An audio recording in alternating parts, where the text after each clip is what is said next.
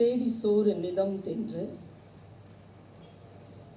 தேடி சோறு நிதம் தின்று பல சின்னஞ்சிறு கதைகள் பேசி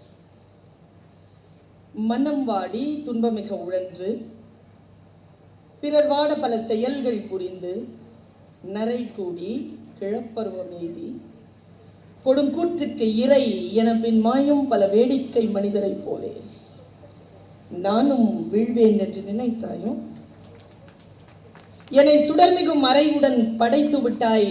வல்லமை தாராயோ இந்த மாநிலம் பயனுற வாழ்வதற்கு.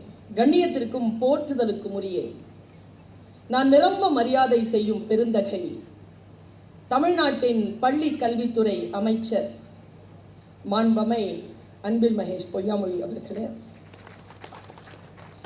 தன்னுடைய கம்பீர குரலால் திராவிட கொள்கையை, தமிழ்நாட்டின் மேன்மையை, மாநில சுயாட்சியை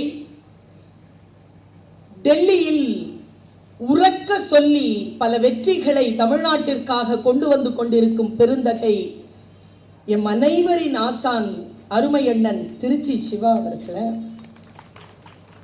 மேடையில் இங்கே வந்திருக்கக்கூடிய டாக்டர் கனிமொழி அம்மா அவர்களே, அண்ணன் இனிகோ அவர்களே, கவிஞர் சல்மா அவர்களே, மேடையில் வீற்றிருக்கக்கூடிய சான்றோர் பெருமக்களே, இந்த அவையிலே வீற்றிருக்கக்கூடிய என் உயிரினும் மேலான தமிழ் உறவுகளே, உங்கள் அத்துணை பேரையும் இந்த நல்ல நேரத்தில் வணங்கி மகிழ்கிறேன். முத்தமிழறிஞர் கலைஞர் அவர்களுடைய 100 நிறைவு விழா நிகழ்ச்சி. இந்த நிகழ்ச்சியில் பேசுவதற்கான ஒரு வாய்ப்பு எனக்கு. நான் பல நேரங்களில் யோசித்து பார்த்ததுண்டு. திராவிட முன்னேற்ற கழகத்தில் ஒரு அடிப்படை உறுப்பினர் கூட இல்லை நான். ஆனால் என்னுடைய உடலில் ஓடுகின்ற ரத்தம், நான் இந்த மேடையில் நின்று பேசுவதற்காக காரணமாக அமைந்த அத்தனை அரசியல் தலைவர்களும் திராவிட முன்னேற்ற கழகத்தை சார்ந்தவர்கள். அந்த கட்சி தமிழ்நாட்டில் அரசோச்சுகின்ற காரணங்களினால்தான் என்னை போன்றோர்கள் இந்த சமூகத்தில் மானத்தோடும் மரியாதையோடும் நிமிர்ந்து நிற்க முடியும் என்கின்ற காரணத்திற்காக, அந்த நன்றிக்காகத்தான் இவர்கள் அழைக்கின்ற பொழுதெல்லாம் நான் ஓடோடி வருகிறேன். நான் இப்படி யோசித்து பார்க்கிறேன், இது அறம் பேசுகின்றனா? தளபதி அவர்களுடைய பிறந்த நாள் அன்று அவரை வாழ்த்துகின்ற பொழுது நான் சொன்னேன், என் மனதில் அப்பொழுது உதித்த அந்த வார்த்தையில் சொன்னேன், உங்களை எப்படி வாழ்த்துவது? 16 பெற்று பெருவாழ்வு வாழ்க என்று நான் இம்முறை வாழ்த்த மாட்டேன். 40 பெற்று தமிழ்நாடு நிலைக்க நீங்கள் வாழ வேண்டும் என்று நான் வாழ்த்தினேன்.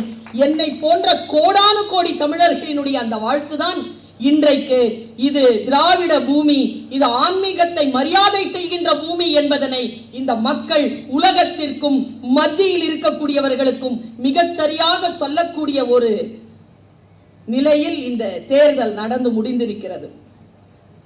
கலைஞர் அவர்களுடைய 100 நிறைவு நாளான இந்த நாட்களில் அவரை பற்றி ஏன் பேச வேண்டும்? நாம் எதற்காக கலைஞர் அவர்களை பேச வேண்டும்? அப்படி பேசுவதற்கான சூழல் ஏன் இன்றைக்கும் அவசியமாக இருக்கிறது என்றால், நான் இப்படி சொல்கிறேன். சில பேரை பேசுவதனால் யாரை பற்றி பேசுகிறோமோ அவருக்கு புகழ் கிடைக்கும். சிலரை பேசுவதனால் யார் பேசுகிறோமோ அவர்களுக்கு புகழ் கிடைக்கும். கலைஞர் அவர்களை பேசுகின்றவர்கள் எல்லோருக்கும் புகழ் கிடைக்கின்ற அளவிலே புகழ்மிக்க ஒரு வாழ்க்கையை வாழ்ந்தவர், வாழ்ந்து கொண்டிருக்கின்றவர்கள் டாக்டர் கலைஞர் அவர்கள். ஒரு மிகப்பெரிய வாழ்க்கையின் வாழ்நாட்கள் என்று பார்த்தால் 93, 94 அகவை. 15 ஆண்டுகளில் தொடங்கிய அந்த வாழ்க்கை 80 ஆண்டுகள் தமிழ்நாட்டிற்காக, தமிழ்நாட்டு மக்களுக்காக, தமிழுக்காக செலவழித்த ஒரு மாபெரும் தலைவனை பற்றித்தான் நாம் இப்பொழுது பேசிக் கொண்டிருக்கிறோம். இங்கே இருக்கக்கூடிய அவையிலே என் கருத்து போகின்ற இடம் இதோ இந்த முன்னணியில் உட்கார்ந்து இருக்கக்கூடிய இந்த இளைஞர்கள் தான். இவர்களுக்குத்தான் நாம் கலைஞரை அறிமுகம் செய்ய வேண்டும். இவர்களுக்குத்தான் திராவிட கொள்கையை நாம் சொல்ல வேண்டும். அடுத்த தலைமுறைகளுக்கு அவர்களை கடத்த வேண்டும் என்பதற்காகத்தான் இந்த விழாவை முன்னெடுத்திருக்கிறோம் என்று நான் கருதுகிறேன். நான் இப்படி சொல்றேன், இந்த உலகத்திலேயே தத்துவங்கள் என்று சொன்னால் மிகச் சிறப்பான தத்துவத்திற்கு சொந்தக்காரர், ராஜ நீதிக்கு சொந்தக்காரர் என்று வடக்கிலே ஒருவரை சொல்வார். அவர் பெயர் சாணக்கியன். சாணக்கியனுக்கு இளம் வயதிலே கல்வி மறுக்கப்பட்டது. கல்வி மறுக்கப்பட்ட பொழுது ஏன் என்று அவன் கேட்ட பொழுது அந்த ஆச்சாரியர்கள் சொன்னார்களாம், உன்னுடைய உடலிலே இருக்கக்கூடிய சாமுதிரிகா லட்சணத்தில் எதுவும் கல்வி பெறுவதற்கான அமைப்பில் இல்லை. எதை வைத்து சொல்கிறீர்கள் என்று அந்த சிறுவன் கேட்டான். உன் இடது கையை காட்டு என்று சொன்னவுடன் அவன் இடது கையை காட்டினான். பார், உனக்கு கல்வி ரேகை கிடையாது என்று அவர்கள் சொன்னார்கள். உடனடியாக சாணக்கியன் கேட்டானாம், கல்வி ரேகை எப்படி இருக்கும் என்று. இப்ப நான் பேசிட்டு இருக்கிற மேடையில விருந்தினர்களுக்கு தேநீர் வழங்கப்படுகிறது. பெண்களுடைய கவனம் எல்லாம் தேநீர் அவர்கள் சரியாக கொடுக்கிறார்களா என்றுதான் பார்த்து கொண்டிருக்கிறீர்கள். மேலே கொட்டாமல் சரியாக கொடுப்பார்கள் என்கின்ற நம்பிக்கையை நான் தருகிறேன். நீங்கள் என் பேச்சை கேளு. கையை காட்டுன உடனே கையை காட்டுறாரு அந்த சிறுவன் சாணக்கியன். இதோ உன் கையில அந்த பள்ளிக்கூட ரேகை இல்ல, பள்ளி ரேகை இல்ல, கல்வி ரேகை இல்லைன்ன உடனே அந்த ரேகை எப்படி இருக்கும்னு கேட்டான் அந்த பையன். இதோ இந்த இடத்தில் இருக்கும் என்று அந்த ஆச்சாரியன் காட்டியவுடன் தன் இடையிலே மறைத்து வைத்திருந்த குருவாளை எடுத்து அந்த உள்ளங்கையிலே ஒரு கீறல் போட்டு, இதோ வந்துவிட்டது, இப்பொழுது எனக்கு சொல்லிக் கொடு அந்த கல்வியை என்று கேட்டானாம் சாணக்கியன் என்று நான் படித்திருக்கிறேன். தான் பிறந்த இடத்திலே கல்வி மறுக்கப்பட்ட போது, உனக்கு கல்வி இல்லை என்று சொன்ன போது, டாக்டர் கலைஞர் அந்த சிறு வயதிலே, அந்த 6 வயதிலே செய்த மிகப்பெரிய காரியம் என்ன தெரியுமா?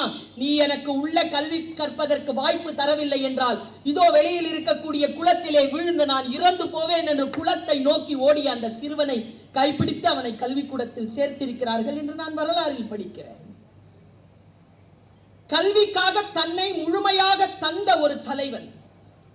இன்றைக்கு ஏன் அன்பில் மகேஷ் பொய்யாமொழி அவர்களை நாங்கள் எவ்வளவு கொண்டாடுகிறோம் என்றால், இந்த கழகம் ஆட்சிக்கு வந்ததற்கு முன்பு இருந்த ரேஷியோ எடுத்து பாருங்க, டிராப் அவுட்ஸ் எவ்வளவு எடுத்து பாருங்க. இன்னைக்கு தமிழ்நாட்டில் 10th and +2 எழுதின குழந்தைகளுடைய விகிதாச்சாரம் அதிகமாகி இருக்கிறது என்றால் நாம் அனைவரும் சேர்ந்து நன்றி கடன் பட்டிருப்பது இந்த தலைவருக்கு, இந்த அமைச்சருக்கு.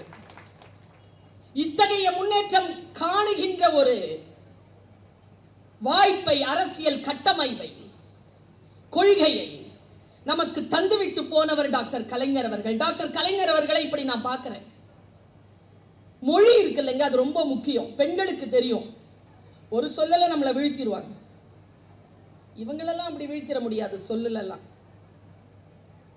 பெண்களை வீழ்த்திட முடியும், குழந்தைகளை வீழ்த்திவிட முடியும், காயப்பட்டவர்களை வாழ்வாங்கு வாழ வேண்டும் என்று முயற்சி செய்தாலும் அப்படி வாழ்ந்துவிட முடியாது என்று நம்மை ஜாதியை காட்டி, இனத்தை காட்டி, பாலினத்தை காட்டி பின்தள்ளுகின்ற அந்த சமூகத்தில் மொழி மிக மிக முக்கியமானது. நான் மொழியாசிரியர்.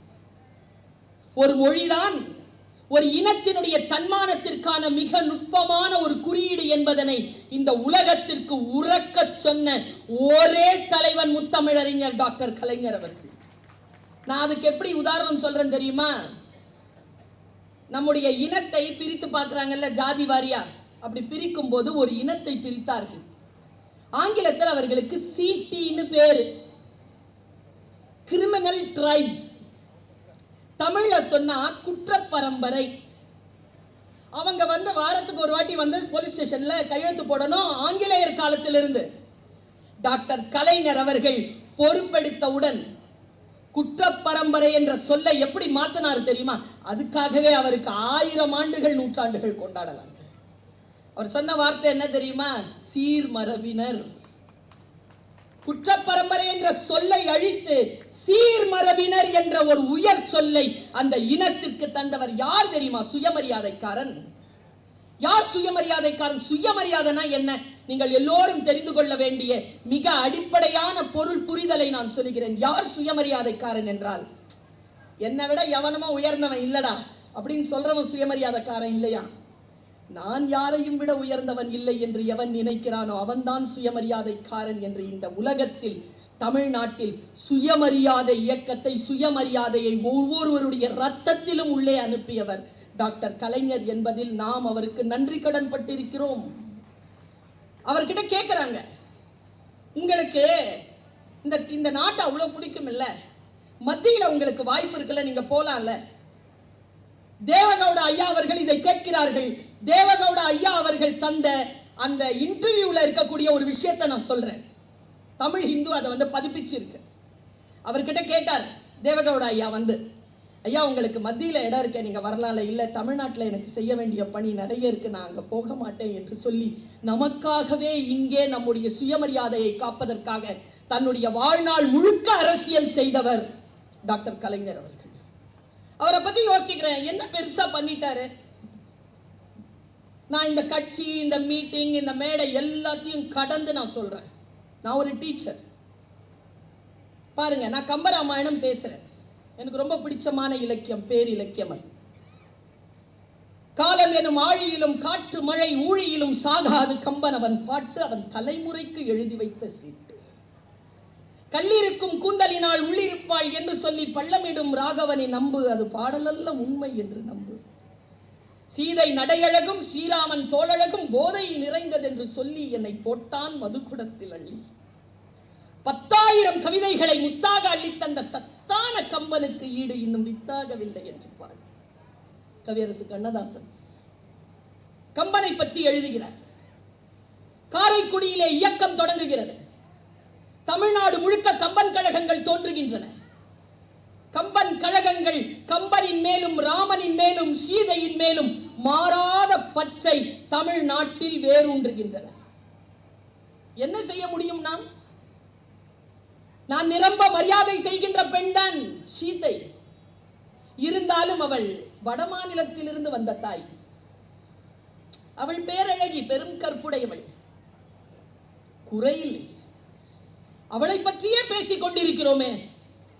நம்ம நாட்டிலேயே ஒருத்தி இருக்கிறாளே, நம்ம அம்மா, நம்மளை பெத்தெடுத்தவ கண்ணகின்னு அவளுக்கு பேரு. அவளை பத்தி யாரும் பேச மாட்டேங்கிறாங்க.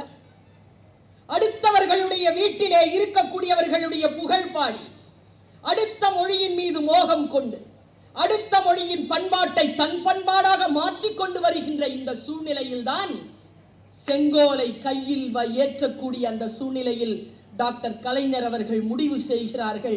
அரசியல் புத்தி கூர்மையோடு முடிவு செய்கிறார்கள். சீதை என்கின்ற பெண்ணின் மீது வைத்த அந்த கவனத்தை அப்படியே சுக்கானை திருப்பி கண்ணகியிடம் கொண்டு போனது கலைஞர் அவருடைய மிகப்பெரிய மரபு அரசியல். இதற்கு நாம் அவருக்கு நன்றி கடன் பட்டிருக்கிறோம். பூம்புகார்ல அவர் எழுதிய வசனங்கள் சாதாரணமான வசனங்கள் இல்ல. நான் பார்த்தேன் அந்த படத்தை, இந்த ப்ரோக்ராம் வரதுக்கு முன்னால் அந்த படத்தை பார்த்தேன். அவருக்கு சூப்பர் நேச்சுரல் எல்லாம், இயற்கை இறந்த நிகழ்ச்சிகளின் மீதெல்லாம் நம்பிக்கை கிடையாது. அவர்கிட்ட கேட்கிறாங்க, சாமி இருக்கா இல்லையா? டைரக்டா சொல்றாருங்க, அது தேவியோ தேவதையோ தேவனோ ஒரு சக்தி இருக்கு, நான் அதுக்கு இயற்கைன்னு பேர் வச்சிருக்கேன், அதுக்கு கை கால் இருக்குன்னு நான் நம்பல. இப்படி சொல்றாருங்க அவரு. இந்த ஜென்யூனிட்டி இருக்கா யாருக்கிட்டையாவது? ஹிப்போக்ரைட்டே கிடையாதுங்க அவர்கிட்ட, ஹிப்போக்ரைசியே கிடையாது. நான் இன்னைக்கு சொல்றேன், நீங்க குழந்தைகள், இளைஞர்கள் எழுதி வைத்துக் கொள்ளுங்கள். இந்த உலகத்தில் அதிகார வர்க்கம் யாரை வேண்டுமானாலும் ஏற்றுக்கொள்ளும். 2 தலைவர்களை வாழ்க்கையில் அவர்கள் ஏற்றுக்கொள்ள மாட்டார்கள். ஏற்றுக்கொண்டால் அவள் அதிகார நிலையிலிருந்து கீழே இறங்கி சாமானிய மக்களோடு கலந்து போவார்கள்.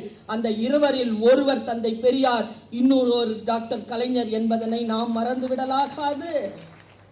இவர்களை எதிர்க்க வேண்டும் என்றால் 1000 ஆண்டு கால மானுட வரலாறு ஒருவனுக்கு தெரிய வேண்டும். இல்லை என்றால் அவர்களை எதிர்க்க முடியாது. நான் அரசியல் பேசவில்லை, நான் தமிழ்நாட்டின் மாண்பை, மரியாதையை, சுயமரியாதையை, மானத்தை பேசிக் கொண்டிருக்கிறேன். கண்ணகியின் பக்கம் திருப்புகிறார். கண்ணகிக்கு கோட்டம் எடுக்கிறார். மிகச்சிறப்பான அளவிலே அந்த கண்ணகியை தூக்கி நிறுத்துவதற்காக அரசியலிலே களமாடியவர் டாக்டர் கலைஞர். ஒருத்தரையும் சொல்றேன். அப்படி இன்னொருவர் யாருன்னா கம்பன். பயங்கரமான மோகம் கம்பனின் மேல். கம்பனுடைய அந்த மோகத்தை அயல் நாட்டினுடைய, வட மாநிலத்தினுடைய வேறு மொழியின் மீதான அந்த தாக்கத்தினால் தமிழிலே அந்த கருத்துக்களை எழுதி கொண்டு வந்து தந்து மக்களை மயக்கிய கம்பனுக்கு எதிராக அவர் ஒரு அரசியலை செய்கிறார். என்ன அரசியல் அது? நான் இப்படி யோசிச்சு பார்க்கிறேன். யாராலும் செய்துவிட முடியாத அரசியல் அது. தந்தை பெரியார் ஒரு பேச்சு பேசுறாரு, அது ஒரு 10 நிமிஷம் பேச்சு, அது ஒரு புக்கா வந்திருக்கு. முடிஞ்சா அந்த பேச்சை படிச்சிருங்க. அரசியலுக்காக நான் சொல்லல, வாக்கு அரசியலுக்காகவே நான் சொல்லல. மானத்தோடு இந்த தலைமுறைக்கு இந்த மண்ணை விட்டு செல்ல வேண்டும் என்றால் நாம் இந்த வரலாறுகளை எல்லாம் புரிந்து கொள்ள வேண்டும் என்பதற்காக சொல்லுகிறேன். அந்த நிலையிலே அவர் எடுத்து அந்த புக்கு வந்திருக்கு. தமிழ துரோகி கம்பன்னு போட்டிருக்கார் புக்க. ஏன் தெரியுமா? கம்பனின் மீது எல்லோரும் பற்று வைப்பதற்கு அவன் தமிழ் காரணமாக இருந்து போயிற்று. தமிழை வைத்துக் கொண்டு கருத்துக்களை உள்ளிழுக்கின்ற பொழுது அதே தமிழை வைத்து அந்த கப்பலினுடைய திசையை, அந்த சுக்கானை மாற்றி போட்டது குறளோவியம் என்கின்ற ஒற்றை ஆக்கத்தினால். குறளோவியம். அவர் குறளுக்கு விளக்கம் எழுதுகிறார், வள்ளுவனுக்கு கோட்டம் அமைக்கிறார். இதோ இப்ப கூட ஒருத்தர் போய் எங்க தியானம் பண்ணார்ல, அங்க ஒன்னும் இல்லப்பா, டீக்கு கேட்கிறாங்கப்பா. நம்ம ஆட்களுக்கு எப்போதான் கவனம் சிதறினால் வாழ்க்கை சிதறும். கவனத்தை சிதறடிக்காது. இந்த வளாகத்தில் எந்த கேடும் நடந்து விடாது. இதோ நம்மை பாதுகாப்பதற்கு பெருந்தகப்பன்மார்கள் உட்கார்ந்து இருக்கிறார். கவலைப்படாது, சீட்டு கொடுக்கல, டீ லேட் ஆகுது, அவ்வளவு. தன்னுடைய வாழ்க்கையில் சில பேரை இந்த மண்ணிற்கான மிக முக்கியமான புள்ளிகளாக நகர்த்த வேண்டும் என்பதற்காக வள்ளுவனுக்கு கோட்டம் அமைக்கிறார், குறளோவியம் எழுதுகிறார். இப்ப வந்து ஒருத்தர் தியானம் பண்ணிட்டு போனார்ல, அந்த மண்டபத்துக்கு பேர் என்ன?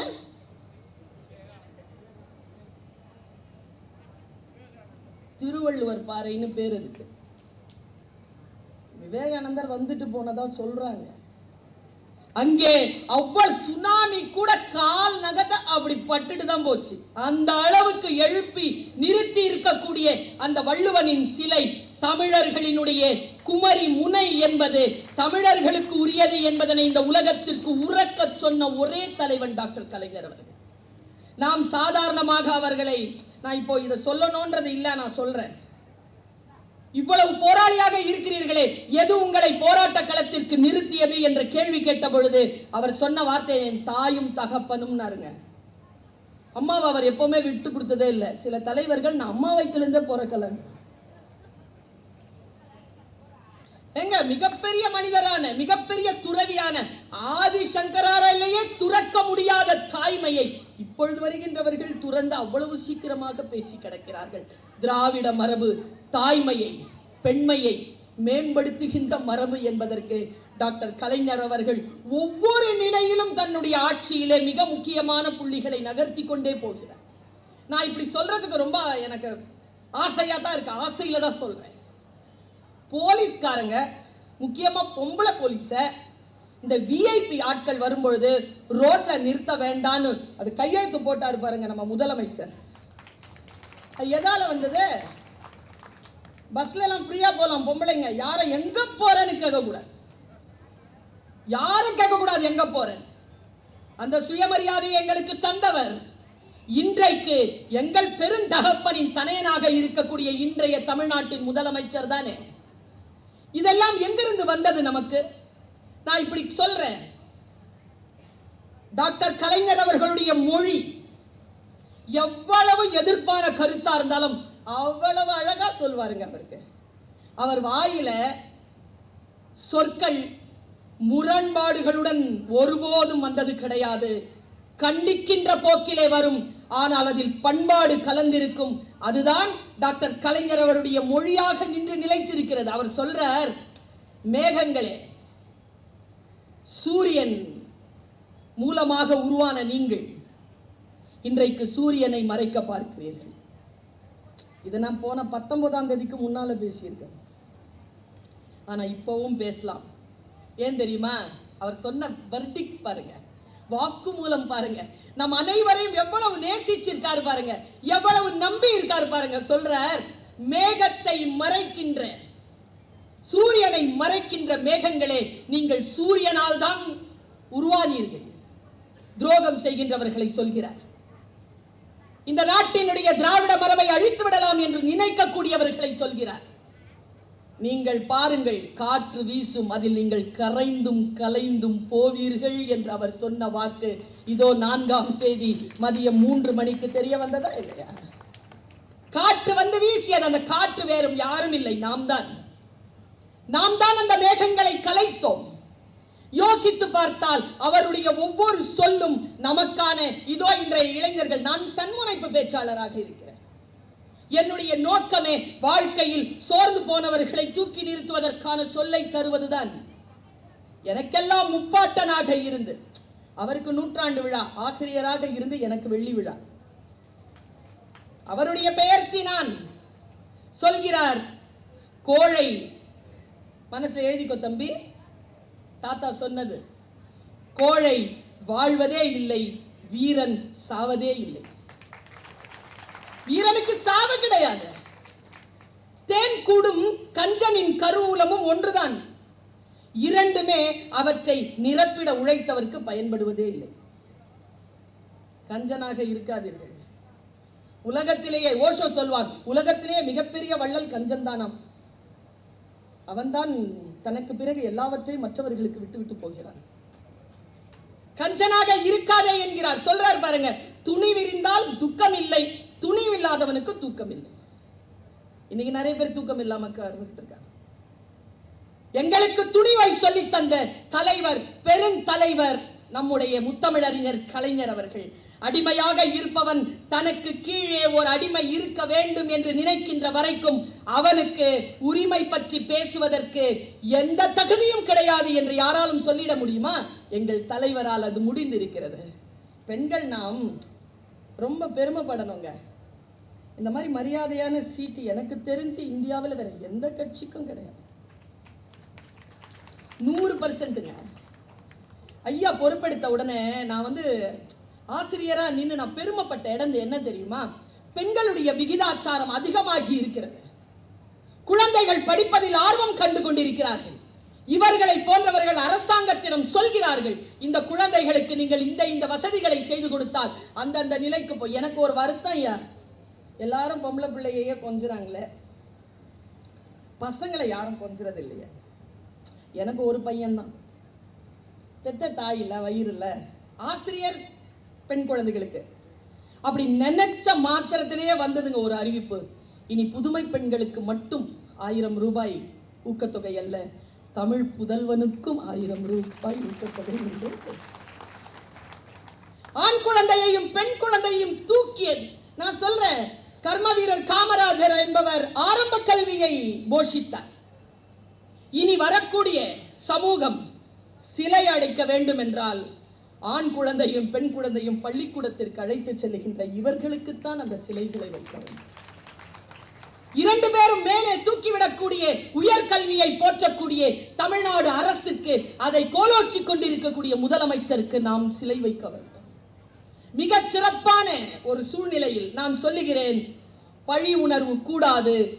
ஐயோப்பா சொன்ன உடனே நான் என் வாழ்க்கையில பல விஷயங்களை நான் திருத்திக்கிட்டேன். பழி உணர்வே இருக்கக்கூடாது ஐயா. இந்த உள்கட்சி பிரச்சனைகள்லாம் இருக்கும்ல, தீர்த்துக்கோங்க. பழி உணர்ச்சியே இருக்கக்கூடாதான். ஏன்னா பகையாளியா வேணாமா, நம்ம குழியை நாமளே தோண்டிப்போமா. நான் சொல்லல, ஐயா சொல்றார். ஒற்றுமைதான் நமக்கான ஒரே வழி. யார் தலைவன் என்றால், யார் ஒருவன் ஜனநாயகத்தின் மீது நம்பிக்கை கொண்டிருக்கிறானோ அவன்தான் தலைவன் என்று சொல்லி, அந்த தலைவனாக இருக்கின்ற அந்த சூழ்நிலையில் தன்னிடத்தில் செங்கோல் இருந்தாலும் சரி, செங்கோல் இல்லை என்றாலும் சரி, தன்னுடைய எழுதுகோலை தூக்கி பிடித்து நமக்கான வாழ்க்கையை சாசனமாக சுயமரியாதையுடன் எழுதிவிட்டு போன அந்த மானமிகு சுயமரியாதைக்காரர் முத்தமிழ் அறிஞர் டாக்டர் கலைஞர் அவருடைய 100ஆண்டின் நிறைவு விழா அல்ல இது. 100ஆண்டுகள் கொண்டாடுவதற்கான தொடக்க விழாவாக இது அமைகிறது. இதில் பேசுவதற்கான கிடைத்த வாய்ப்பை அற்புதமான என் வாழ்க்கையின் வாய்ப்பாக நான் கருதி இந்த பெருமக்களுக்கு என்னுடைய தமிழால் நன்றியையும் வாழ்த்தையும் பாராட்டையும் வணக்கத்தையும் தெரிவித்துக் கொண்டு நிறைவு செய்கிறேன். நன்றி, வணக்கம். கங்கைக்கு அப்பால் வங்கத்தில்